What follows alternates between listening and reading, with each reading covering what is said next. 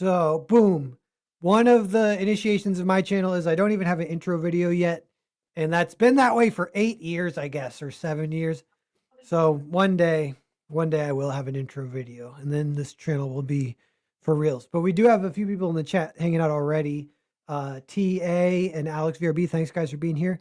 I'm here with Damion. You guys might have seen him around on Twitter. You know what? The first thing I noticed was that mask design for your character is really cool. Thank you so much. Yeah, no, I love the ornate, old-fashioned Renaissance type designs for their masks. If you look at like Assassin's Creed 2 and games like that, they wear those types of masks. I love those designs. Yeah. Yeah, I was trying to think of where I'd seen it before, and then I put it together, and it's in Eyes Wide Shut. It's the Oh, Epstein yep, guy. yep, for sure. Yeah.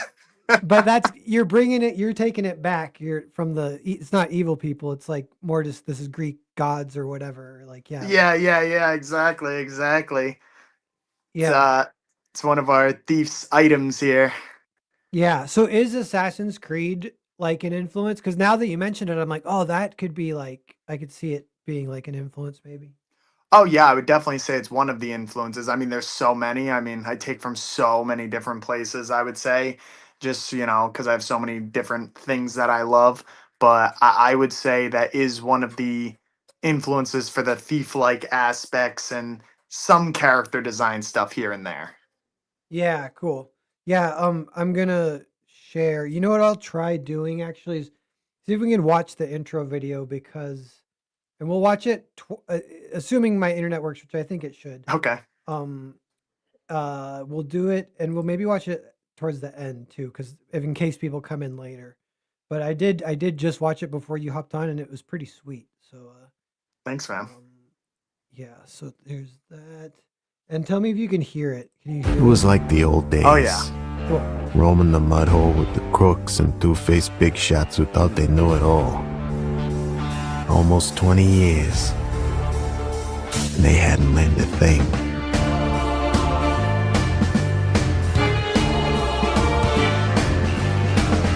You really want to go back to this life?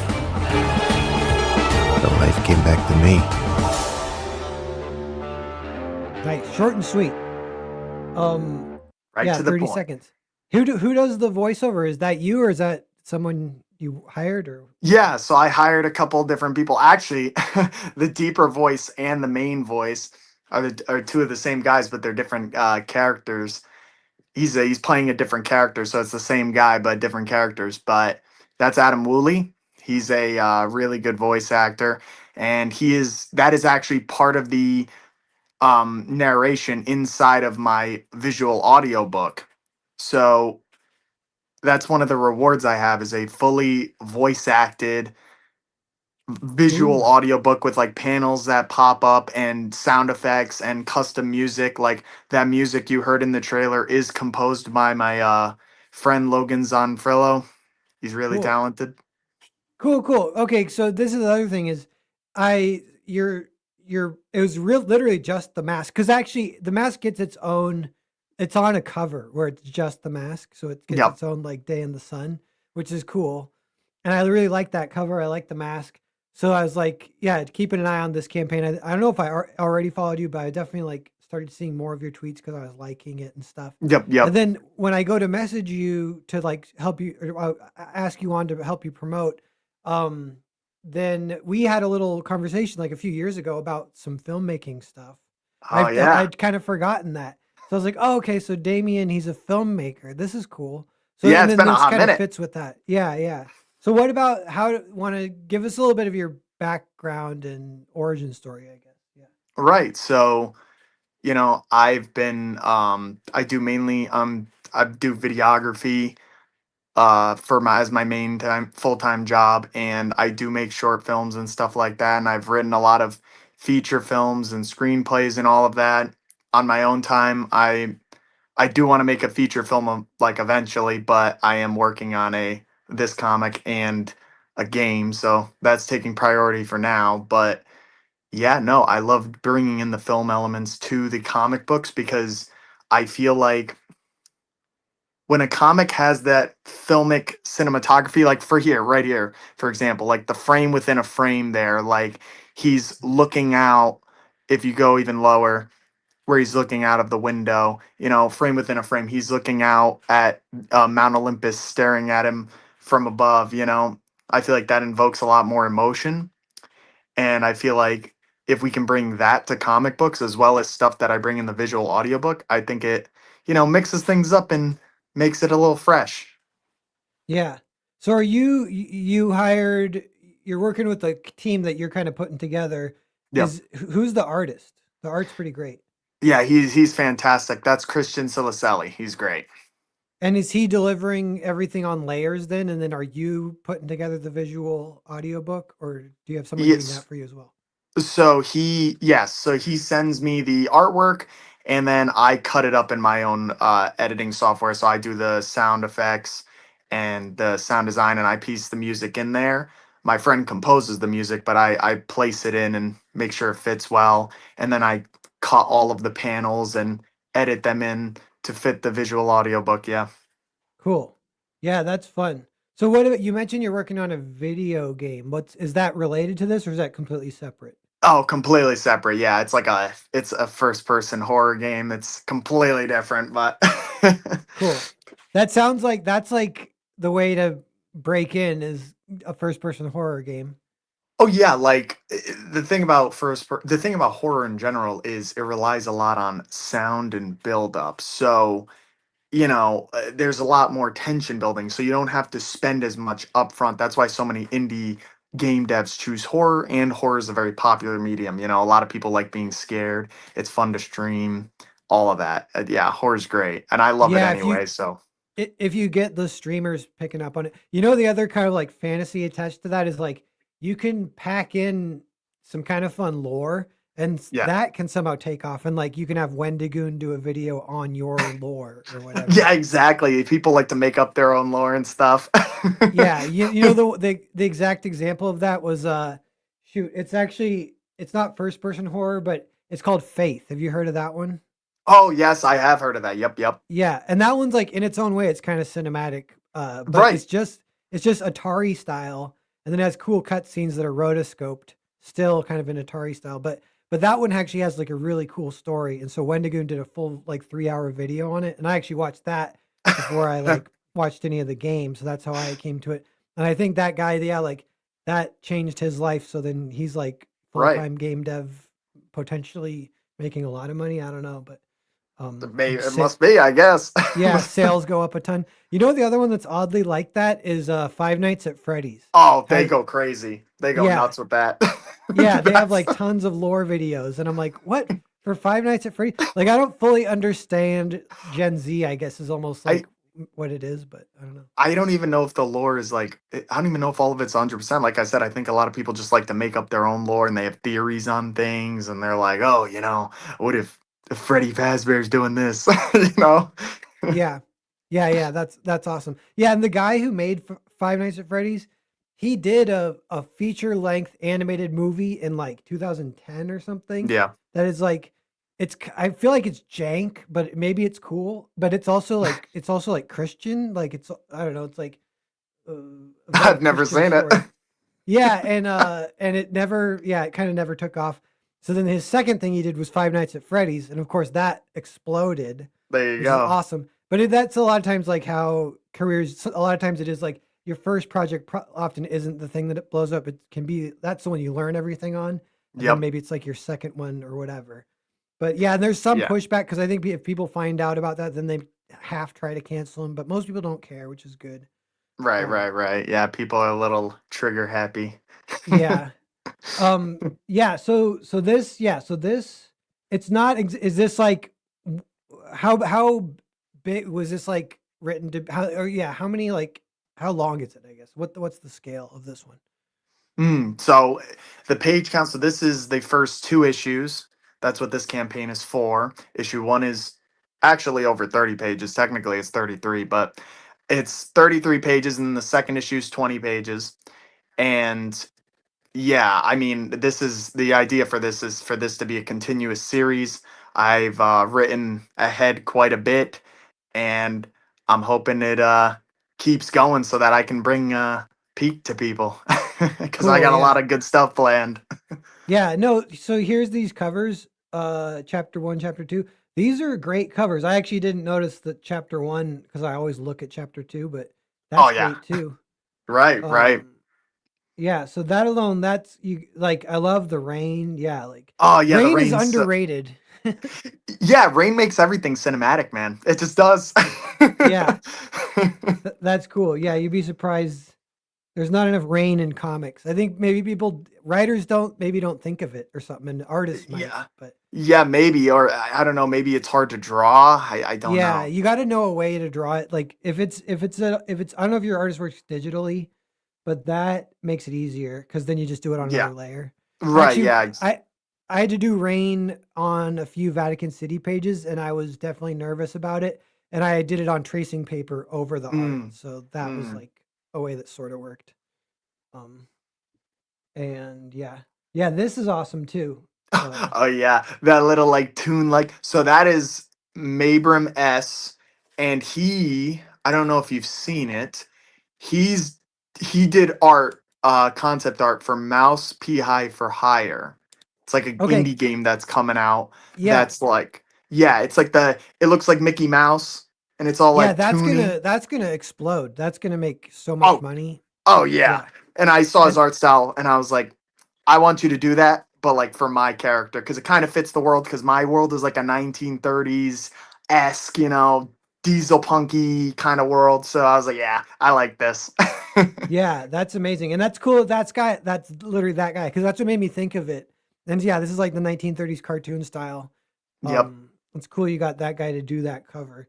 Yeah, so there's more people coming in now that we've got going. We've been live for like 10 minutes. There's 9 people watching. So everyone, Yep. if you don't know, we're promoting Gangs of Gods with Damion here. And yeah, I think if anyone's feeling it in the chat, go ahead and back it. It looks awesome. The art's great. 55 pages so far, the story. There is a visual audiobook version, which that's kind of fun. I have one friend who he wants to do that for his book, so I'm going to tell him about I'm actually I mean it's not like a secret. So it's Hyper Wizard, who his book is Carnal the Barbarian. He's going Mhm. to try and do something like that for Carnal.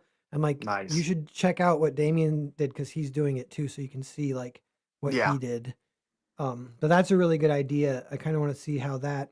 Yeah, because I've never seen comics do that. I'm like, I feel like because obviously novels do it and Yeah, people love it, so I know it's a little different, but I always wondered, I'm like, why don't they do this more? Especially if like a book starts taking off, I could see people wanting to get both, because they want to hold the physical edition in their hands. They want to read that because that's a different feeling. But then they also want to hear the characters' voices and hear the music with it and, be taken through it visually. And I'll have some effects on the screen, like my own rain, like I can overlay it with rain and stuff. So, yeah, yeah. yeah. Every cover is cool. So I would almost be tempted to do that. Is this the first campaign that or is this second campaign? Like, did you do one for just issue 1 or? No, so this is technically, yeah, this is the first campaign for this series, actually. Yeah. So this Okay, is cool. yep. Yeah, very well put together. All the bundles and stickers and yeah, everything here. There's a lot to dig into. Um, yeah, I got the feeling maybe some people just might not know about it yet, but as people know more and more about it, it will get more and more attention and backers. That would be sweet. This one looks awesome. Oh This yeah, that one's really good. You probably have seen that guy's art before. His name's Raza. He does a lot of like fan art. Like he does like a lot of Batman art and Spider-Man art on Instagram and on Twitter. He's great. He's cool, really good. cool. So Gangs of Gods, you say it's kind of ongoing, potentially like Yes. more or less forever. So is it like episodic, like a TV show kind of thing? Yes. So that's Okay. kind of how I write it. That's actually a good way to describe it. So the way I picture it is pretty much yeah, every issue is like kind of an episode. If you pictured it like an anime, imagine there was like 20 episodes a season. So my arcs in this book would be like 20 issues. That's what Yeah. my arcs would be. And I do have a plan. I mean, I probably shouldn't say how many. I'm not gonna say how many I plan to do overall, but I do have a number in my head. But yeah, like in my view, it's like every issue is like an episode, and I try to make every issue as good as possible. I don't want to have like a filler issue, you know. I really am trying not to do that, you know. Yeah. So is that too? Is that like going a little bit back to like they call it compressed storytelling versus decompressed with comics? I know that's been an issue. Kind of this goes back to like 2016 even where like you read or they call it writing for the trade, I guess, or Mhm, like focusing more on the arc rather than the episode or the issue where mhm. one issue like might just be two scenes and nothing happens. And yeah, if Yep. you read a trade, you get the full story and it can be good, but one of the fun things about comics is like yeah 30 pages and it's like you feel like you as far as like a meal almost like it feels like a full satisfying meal like you just watched an episode of like a TV show or something like that. Exactly. You should have a semi-complete story that hooks them and wants to bring them to the next one. You should have you should follow the structure pretty accurately. Like I like to follow Dan Harmon's story circle, and Yeah, that, it covers a lot of the basis, and it makes sure that you don't miss anything, and you can go through the entire arc, and if you follow the entire story circle, it should bring you to the right point. And as much as you can, you want to, have conflict per issue, and really bring depth to the characters. You want to move the story forward. You never want it to be just stagnant, like, oh, nothing happened in this one. Because I've seen that a yeah, lot. I've seen that in a lot of issues where it's like, okay, nothing happens, you know? yeah, me too. And yeah, there's been talk of this for a while now. Like the other thing that's happened within the industry is sometimes they call it Netflix pitches, I guess. But and you're coming from movies and that's like, we were talking about movies and DMs. That's like me too a little bit, but just like screenwriting or whatever in my 20s. Like Yeah. that was I did that before comics. I would just write screenplays. And then Yeah. so when I start doing comics, I'm kind of like adapting some screenplays. And there are ways that they're similar, there's ways that it's different. But yeah, like if it's as far as this like kind of pacing, satisfying, uh, packing in like some stories, almost like if it's the comics medium, it can be nice to yeah have it to not have that feeling where you read something and you're like that didn't feel like a full story or like that Yeah, is a like it's very stagnating. yeah, and it was like that for a while in the even indies mainstream, and then yeah, TV was like that. That's the thing. Like as far as Oh, Netflix, yeah. like they weren't even doing episodic storytelling. They were doing just these huge arcs. South Park switched to it. South Park switched from episodic to do just arcs, Mm, and it kind of got worse. We're like right. go back to the Right. episodic Especially stuff. those types of shows. I feel like you got to make those episodic, you know? Yeah, yeah, but that's the kind of show or like series. Then if you have that, then you're like, oh, this could conceivably go on forever because if you Right, have right, like, right.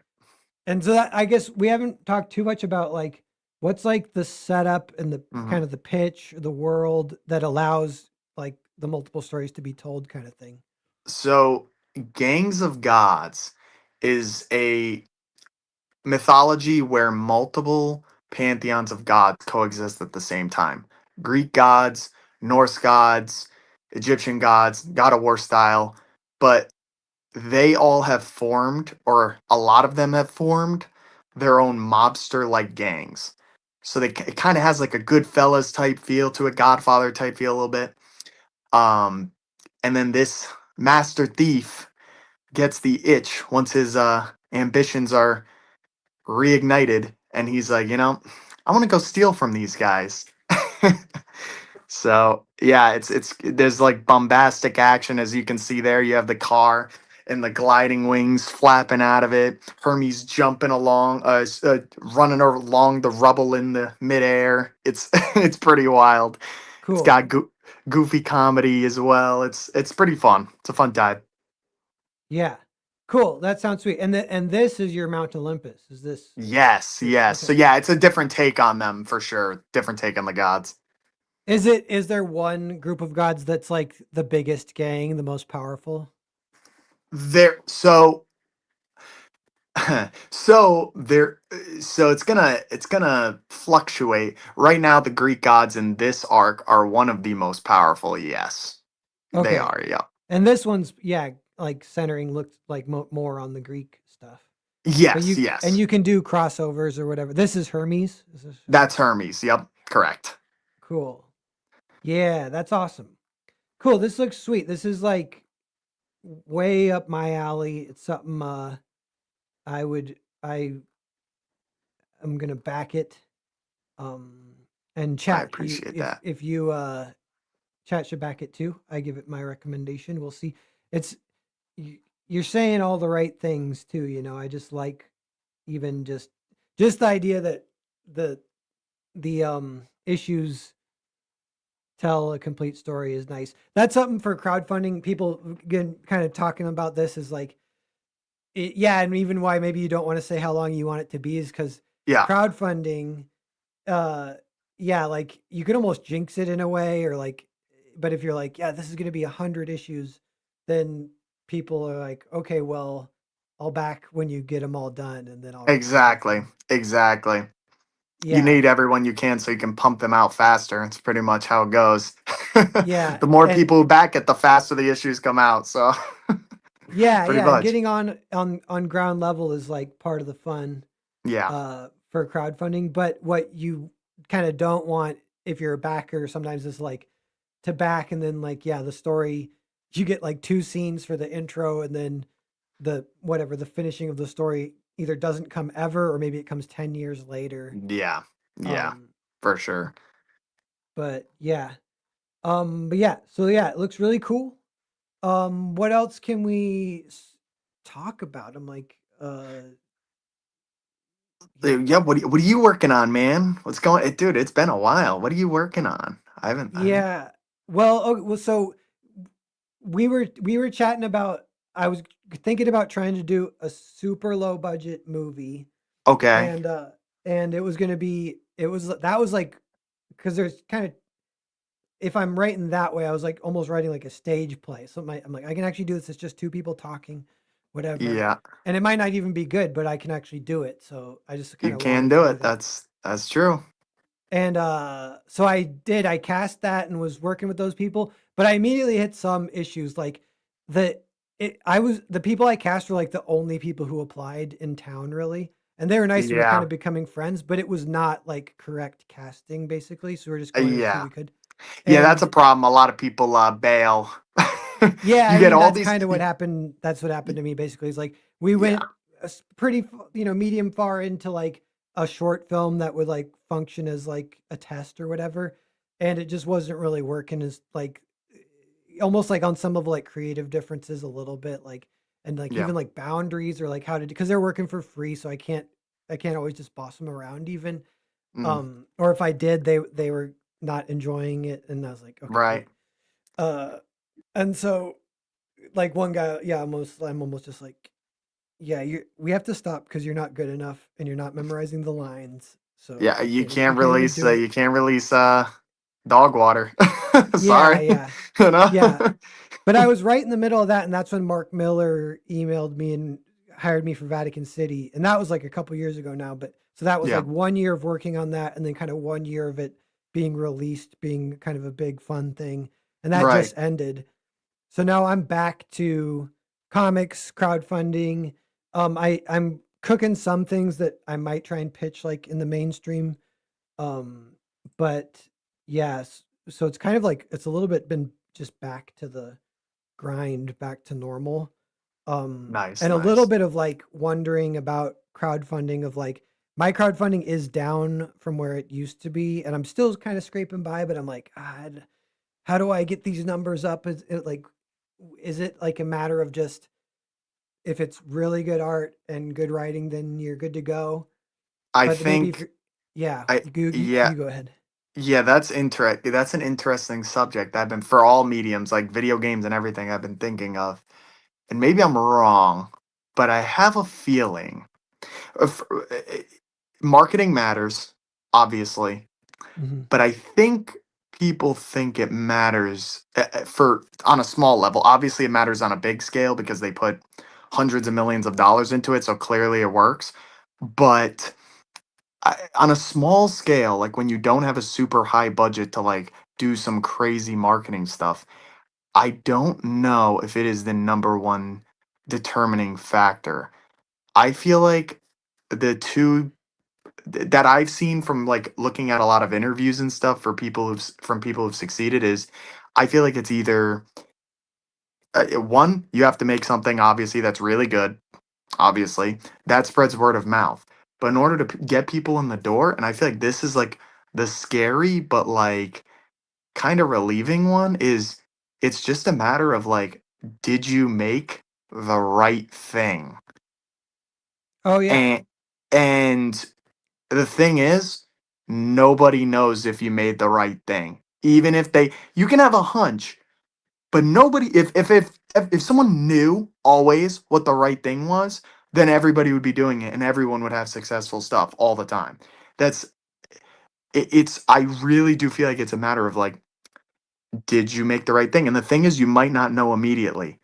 Like, especially with comics, because comics aren't as big as like games or whatever, but like even games, they can pop off way down the line. Same thing Yeah. with a comic. Like Invincible, when I was like listening to his Robert Kirkman's story, it was not doing well at first. And then he had the part where Omni Man, a spoiler alert, takes out the this is like the first episode, takes out like, the league, essentially. And that is what started gauging people's interest because they were like, oh, this is different. And then it slowly built over time. It wasn't like, oh, first issue, first two issues, boom. Like it was actually like not doing well at first. And now look at it. Obviously, you're like, yeah, well, everyone knows what Invincible is now. So it's Yeah. you kind of just gotta make what you want to make, I think, to be Yeah. honest. I like that idea of like having a little bit of like faith or comfort in like, yeah, if you believe in it, give it your best shot or whatever, and that you can actually relax a little bit. Yeah. I know in my experience, the number one thing that's helped in indie comics has been, and there's like pros and cons to this, but it's been basically like an influencer type shout out. And I've Hmm. heard that from, and this, so they have to like it. So it's a form of word of mouth, but it's like, there's actually sort of a ceiling of word of mouth of like in your own audience, everyone saying they like it is not, I mean, yeah, that will help, but that doesn't break through to like a whole new huge audience. Yeah. Yeah. Um, Like, yeah, the influencer thing is tricky. That's yeah, I guess it is a word of mouth thing, and it also once again is a did you make the right thing because then like why is I mean it's Batman, so that's why. But why is Absolute Batman going everywhere, like popping off right now? It's because all these influencers are constantly covering it all the time, yeah. so it's popping off, and then it's a really good book, so people are like, oh yeah, now I want to buy the trade of this, you know? Yeah, they kind of made the right thing definitely at the right time, and which is Yeah. cool in its Yep. own right. That is like a fun, yeah, and like even like I watched a little bit of like the documentary on Bone, the Bone, the old Yep. cartoony, yeah, Yep. and that was like they said that was it was like maybe gonna get canceled after like issue 3 even. It was like they Wow. were losing money. And then Neil Gaiman said on like he on a TV special about him because he was really huge at that moment.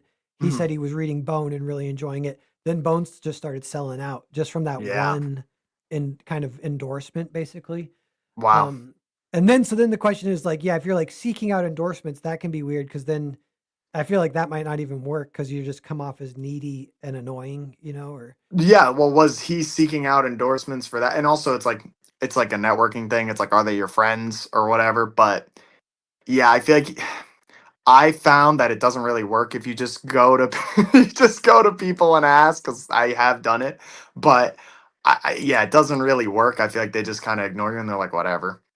They yeah, just like until you I think you just got to capture their interest. Like they have to be reading it and genuinely liking what you made. So the best thing you can do is just make it literally as great as possible in both facets. If it's a comic, in both art and writing, that's really the best you yeah, can do. yeah. And it can be good to at least throw your hat in the ring as far as asking, but it's like, Yeah. yeah, I don't see that. The one case study I have is one that helped me early on was your boy Zach when his channel was like kind of huge. So this is like 2019 or whatever. Um, Yeah.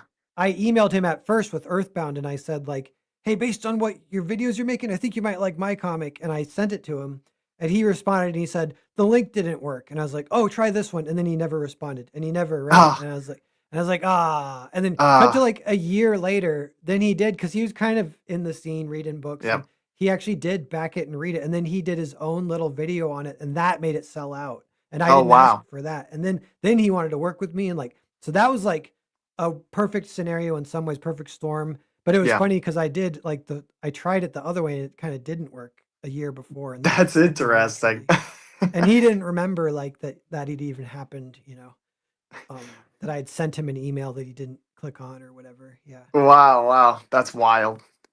Yeah. What is the saying? I think they say desperate mouths don't get fed or something.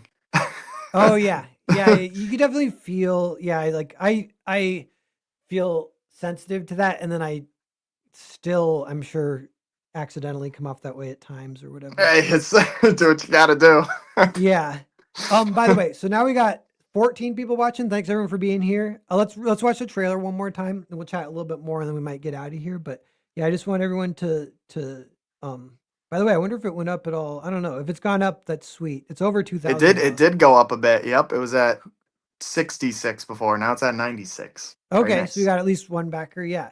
Yep. This one looks like a great one to back everyone. Definitely. Yeah, it's fun. I've been promoting books for years now, and like I should make a list of the things like that if I hear it, then I like want to back it, and like it's these are like good things you could say, and definitely with the episodic storytelling, even like Dan Harmon's Story Circle. It doesn't have to be that, but just the fact No. that you Yeah. focus, you do pay attention to that is like awesome. Um, because different people have their different systems or whatever. Oh Honestly, yeah. if someone even just says like 3 act structure, Three I'd act be structure. I'm yeah, gonna be honest. I've read a lot of indie books. I feel like a lot of people don't even follow that. I'm gonna be honest. yeah, yeah, yeah. I know there is like a little bit of there's a thing with indie books is it's a lot. This has been a discussion for a while now too, but it's a lot of people's first book, and so Yes. yeah, you can still back it and maybe it'll almost some of them they're almost like they're not exactly good, but you can still enjoy them. Some Yeah. you might not even really enjoy them, but then you still supported them. And maybe their second book will be better. But yeah, there's a lot of people, and it's like a constant flow where yeah, it's people like throwing their hat in the ring, so that's a lot of fun. But yeah, even like I would have thought like in 2018, I'm like, okay, this is almost 10 years later. Everyone's on their like fifth, sixth, seventh book now. It's like not really. It's like a lot of people gave up and new people came in. Now they're doing their first book. Exactly. A few people stuck around, and yeah. So okay, I'm gonna play this real fast. Okay. Oops, we'll go back here. It was like the old days, roaming the mud hole with the crooks and two-faced big shots who thought they knew it all. Almost 20 years, and they hadn't learned a thing.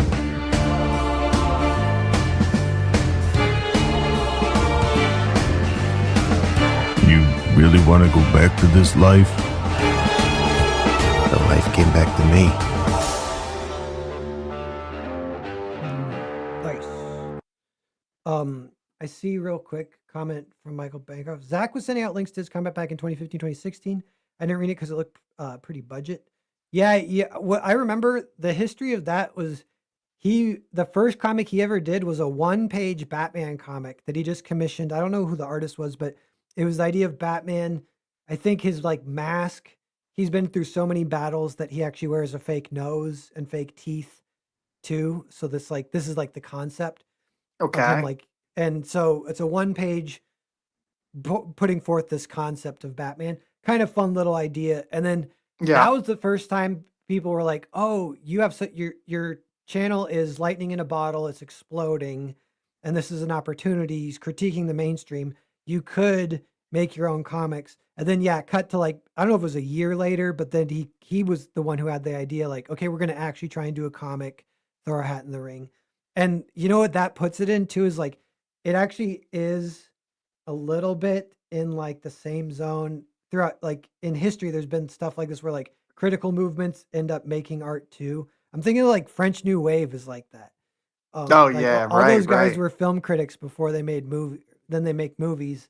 And those are like awesome. I feel like the like early CG books, I feel like nothing was super amazing. But from just like the whole general, if you take it as one huge indie scene, there Yeah. definitely is a lot of gems and a lot of Oh fun yeah. books. There's a lot of gems. Yeah, I mean, I backed a lot on Indiegogo especially, but yeah, one thing I noticed is a lot of people because there's a big debate. This debate is always a thing about like the artist versus the writer. This is always Mm. interesting. I I think both are needed. Um, People try to make it seem like, oh, you don't need one or the other. The problem is they are two insanely vast skills to master. Like you could Mhm. spend an entire lifetime and not master writing or not master art. Like you like you could spend an entire lifetime learning about these things. Yeah. And people think that one or the other is like that's not the case, but it is. And because they take so much mental energy and so much effort and so much experience to evolve, a lot of people suffer in one. So a lot of Mhm. indie books, I noticed they have like god tier art, but their writing is trash. And it's like, well, I don't really want to buy the second one now because the writing's like awful. But Yeah. obviously they can improve it over time, or vice versa. So yeah, like that's one thing I noticed a lot with indie books, especially. But there are a lot of gems in there as well. So Yeah. yeah. Yeah. I was thinking that today is like a good artist, like, well, for even, well, yeah, I don't, if I give any examples, I don't know if I should give examples, but a good artist could be like gold almost. Like, imagine you're an indie and you even have a script and it's not even good or bad. Nobody knows. You just have a script. And then, yeah, there's like two paths is like you get average artist or you get like amazing artist. The amazing artist is going to give you a shot to like really like get your work out there and see how it all goes. And so ultimately what you need is, yeah, it's like all about the team up where they're both good. And then you have like a really special connection, and that it's fun when those kind of team ups, or yeah, like a cartoonist who is like Mike Bancroft writes and draws one Mhm. story, and that's one of the better top Yeah. tier indie books. Um, Yeah, I mean, for sure. And great art brings people in the door, and I think great writing keeps them there. So, Yeah. Yeah, both that I important. yeah, so many of like the standard sayings are so true.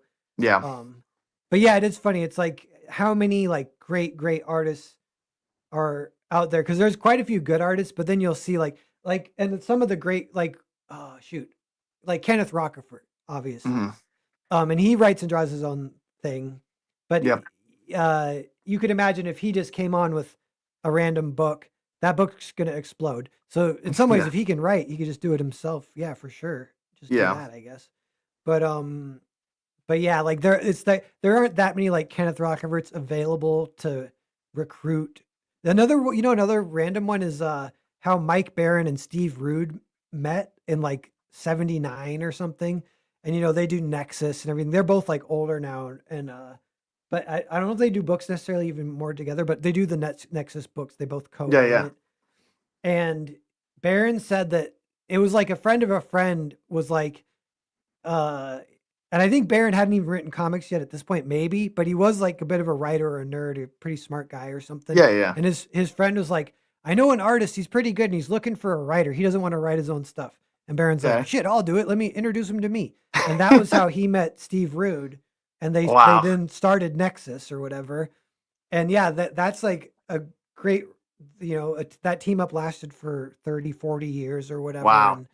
Um, and is like a great example. And like, yeah, like Steve Rude, he's from certain perspectives, you could list him as like top 10, top 5. He's like so great.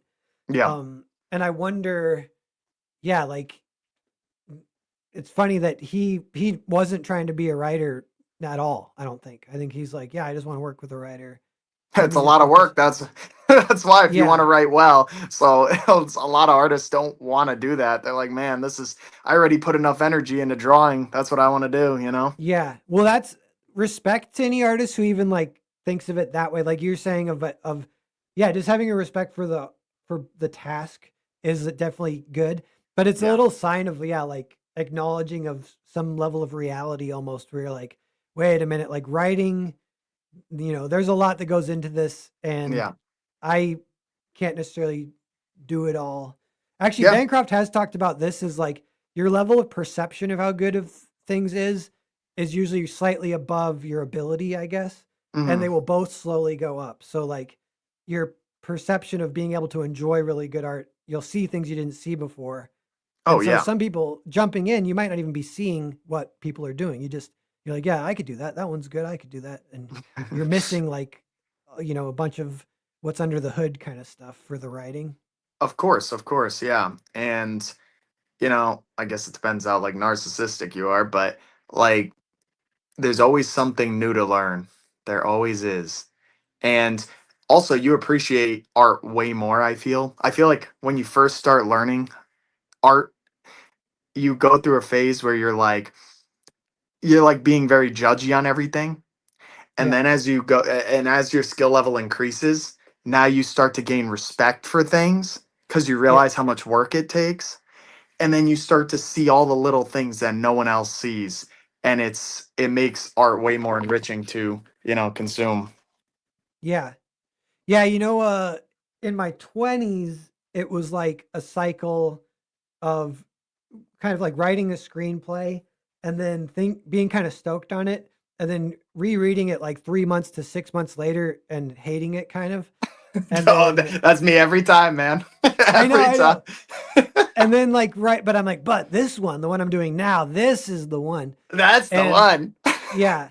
And there was a point where that Oh, calmed down a little bit, but then yeah. I was a little bit encouraged actually because like it happened in the last month or so. I was rereading some scripts that had just been written like 2 years ago. I might have said, Yeah. or even a year.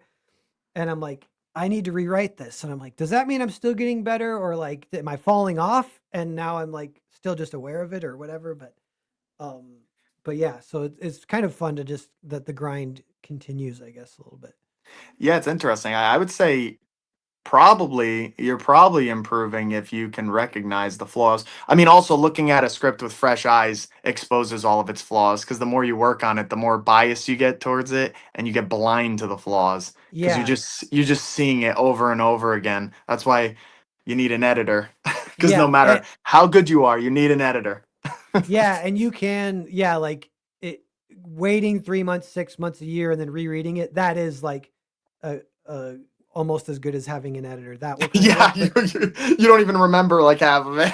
yeah, but that obviously takes way too long, so it's Yeah. good to just always have an editor. But actually, yeah, while we're on the subject, I think some of it's like it just needs another draft. Like it Mhm. just recognizing that it needs a redraft and then committing and doing that is having that what I don't know what you'd call that discipline, I guess. But that's Of like course. because some things will take, yeah, like sometimes it just lines up and it maybe it's a simpler story. You can do it almost in one draft or one in a little polish or whatever. But a lot of times things might take two, three, four drafts. Yeah, or more. Yeah, I would say yeah, that's just writing. You have to Yeah, it depends how you outline, I guess. Like if you're like, if your outlines are very, very detailed, then you might have less to do in the writing process. But I would say, I mean, I do pretty basic outlines with like bullet points and stuff like that, just going over the clear conflicts, going over the structure, going over the characters and their wants and beliefs and all that. Um and then yeah, I just get right into it because that's the part I enjoy. And then a lot of rewriting ensues. But I mean, a lot of the time you're gonna have to do a page one rewrite, which a lot of people that hurts their ego and they don't want to do it. But you got yeah, to do it.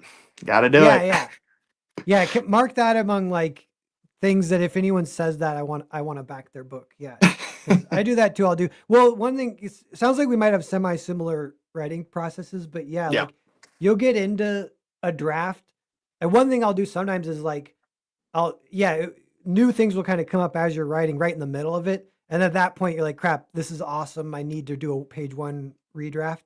But Yeah. sometimes what I'll do is I'll just pretend the page one redraft happened and start writing from there with this new idea that I'm going to have. And I know I'll Mhm. go back and write that like later or whatever. And it still needs like the redraft. But Right, yeah, I right. think that's what you're looking for a lot of times. Like it's a fun balance between you don't want to go in super blind because then, yeah, it's like just can be crazy or whatever. And you could try that, I guess. But yeah, having a little bit of guidance, but you want to surprise yourself as you're writing is part of the fun, I think. Oh, for sure, for sure. I think the journey is definitely it might be the best part. Maybe. Either that or Yeah. when you fully complete it. There's satisfaction in that too, so Yeah, yeah. Yeah, I feel like for as far as like the what keeps us going as like doing this like full time or like professional even or just trying to be professional whatever Mhm. level is like on some level it's like dopamine and you kind of Yeah. over time become a little bit addicted to it, I guess. And for me, I do because I'll draw and write, but the writing hits more dopamine. Like if you, because then you kind of know you can see the whole thing in your head, and if you get something that does kind of work, and sometimes it might, if it is a moment where you surprise, you didn't quite see it coming, but it does all fit together and work really well. Then you're just like, I'll sometimes, I'll actually sometimes try and fight it because I'm like, crap. Oh, I can feel the dopamine, and then I'll feel like myself relaxing. I'm gonna take the rest of the day off. Is what I want to do at that point. So I'm like, oh, that was a good day's work. We just had a bunch of shit line up just right. I'm feeling good. It's gonna work. And that's a good strategy because if you end at the point where you're most excited, then you're gonna want to write the next day. Yeah, that's Y- cool. I've you heard that know? advice maybe from Chuck Dixon. Phil might have mentioned that. They said always leave a little bit that you still know what's going to happen. So when you sit down and in the morning, your first task isn't to like sit there doing nothing and just think about and kind of be intimidated even or whatever. Yeah, You jump in, you know what you're going to do that, and then get things moving, and then yeah, right from there. Yeah. exactly, exactly, for sure. Yeah, cool. Yes, yeah. So while we're live, I wonder if we'll get one more backer. We're gonna go a few more minutes here. Does anyone want to sneak in here and back this while we're talking? This one looks great. Uh, yeah. So is this like your first big comic release then, or have you done multiple, or where you at with I that? did a comic back in the day. It was different. It was more like painter-esque. The artist I had on it was a painter, so it's very different, but Yeah. did pretty decent. And yeah, that was also a mythological book about like heaven and hell. Technically, partially in the same universe here, but this is like that was more like a prequel. But yeah, there's little hints to characters that return from each because I Yeah. just like Cool. that shit. But yeah, no, this is technically my second big comic release here. Okay. Cool. How old are you, may I ask? It's hard to guess by Yes, looking at you. I am 26 years old. Okay, cool. So you're one of the younger dudes, which is awesome. That means you could be, I don't know. Whenever I hear people are like under 30, even under 28 even, We have then I'm time. like, yeah, and I'm like our hopes rest on you. Like, but we need that's actually a thing in the industry too is like I don't know what the generation, yeah, like what the names are, but there's definitely a gap where I feel like even in the mainstream, it's like 45 years and older. There's almost no one. And then there are a few that have come in that have been like essentially like my age. I'm 39. Yeah. And so but it was like the 2016 to 2026 was like a weird era for everything. And yeah, so there's like a missing generation. And Yeah, and right. I kind of get mad at the generation right above me about this, but also I don't fucking care. But it's like it's a little weird. But It then yeah, so I'm like, okay, what's the generation like the next generation? Like let's get things back to normal. And yeah, there's a few that our hopes and dreams rest on. I'm trying to think. There's you, few others that I enjoy the that work of. yeah, AI is gonna make that interesting, isn't it? Yeah, yeah, we'll see where that all goes. That is How do you very think that's gonna go? I feel like I know there's a I've couple. seen things, yeah, like what okay, like some stuff is like I don't know what cringy or whatever, but did you see is it called like DSS 5 or something? It's like a Oh, AI filter on that video looks games. horrible. I, Yeah. I okay, so I actually did a poll, and this is hilarious. So I did a poll on Twitter just to rage bait people, kinda. And I was like, I have a question, and it didn't get too many votes, but I was like, which do you prefer? And one was like an AI image that I just generated basing it on like a page from Vinland Saga. And then the other was that page where he's staring up at Mount Olympus. I was like, which do you prefer? And and the Mount the AI one, yeah, the one right below, all the way at the bottom there. Oh, this one. That one, yeah. The AI one won. I was like, you're Oh kidding God. me. Yeah. No, yeah, like so I saw like there was a AI account that was like, I'm launching my new comic. It's manga based and it's not based on tropes. Yeah. Everyone's gonna love it. And it had like 5,000 likes or something. They're like, wow, this really blew up. And Yeah. it was so clearly AI. And then their account said AI in it. And they're like, they ran a Patreon. So I click on the Patreon. They do AI Final Fantasy porn and they're making a living doing that, I guess. And then now they're launching this other thing. And so I was like, oh man, Did they get there's a like a whole lot of world out money? there where people don't care about AI. And I don't think they were getting rich off they had 100 paying patrons for the Final Fantasy thing. And I don't know how the comic will do. But what weirded me out, I was like, okay, what if this account is AI? Then it's like two layers. Oh, So it's like an AI probably making is, yeah. money doing AI. And then like that's like crows collecting quarters for you in New York City. Like Yeah. someone is sitting there at some point, just like this like a bunch of Well, AIs just my fear is like, okay, I have a hopeful expectation and I have a fearful expectation. My hopeful expectation is that AI will, which it already has with art, I would say, because the art has gotten to the point where, I mean, it is flawed still, but it is it does not have the flaws that it had before, Mhm, but it has a style. Like mhm. you can just tell, like at least I can tell. Maybe I don't know if other people. Oh I yeah, can. yeah, your eye can spot it. You Yeah. can just tell you like that's AI. Like Yeah. you can just see it. I don't know if the average consumer cares or can see that, but to me, it's like very obvious. And I feel like AI in film will be even worse. To be honest, I feel like it'll be the same thing once your eye gets used to it. Like just like I mean, CGI is a lot better and has been developed over time, but like CGI blood, for example. Like you can just Yeah. tell. You're like, it's CGI blood. That's not practical blood.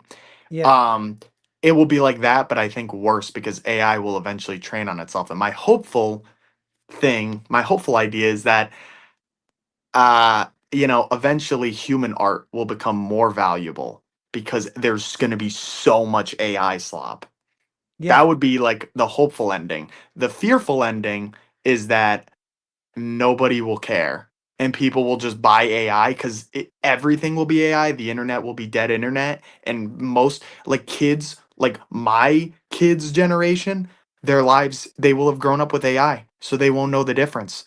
Yeah. Like they'll be like, I don't care if it's made by AI. I'll pay $17 to see it, and then who cares? It's like Yeah. that's my fear, but Yeah. It's like AI selling to AI yeah, and we're just lost and we don't even know that like that kind of thing. yeah, Um it's yeah.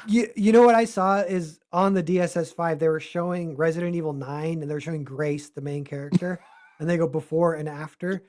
And they're like, "Oh my god, it turns her into like a like dating app advertisement or something."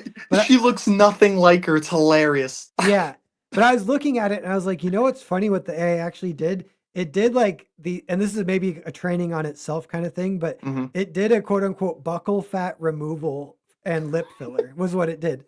And so it did these like things that Hollywood stars have done that nobody likes, I think. That's like a weird psychosis that Yeah, it's somehow a they weird think thing. people want it, so it's like trendy, but it Yeah. looks terrible.